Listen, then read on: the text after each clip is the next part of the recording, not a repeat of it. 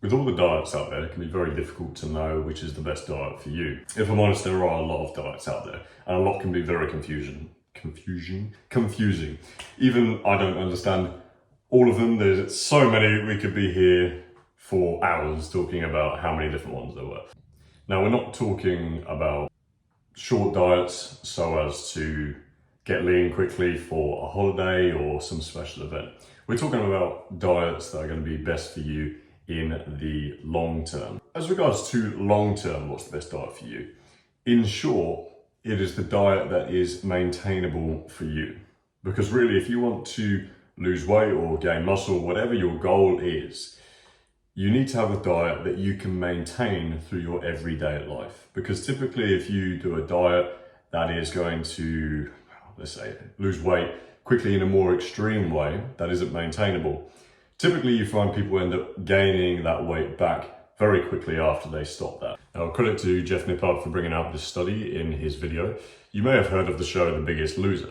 Now, they conducted a study 6 years later and found that majority of the people actually ended up gaining the weight back, if not more, after they appeared on the show of The Biggest Loser.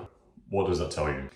It tells you one thing, that you need to find, again, something that is maintainable for you and for your life. Because if you do not find something that's maintainable, you'll probably end up going back to square one, if not minus square one.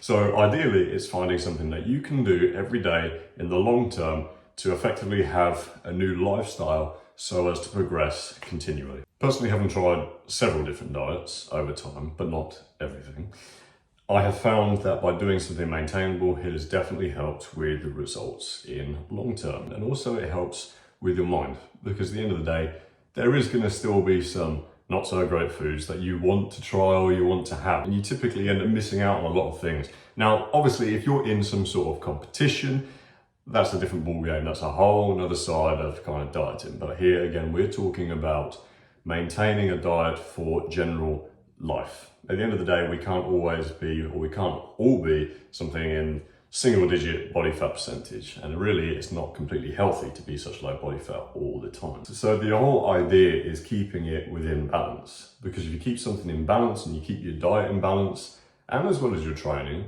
it's not only good for your physical health, but it also is good for your mental health as well.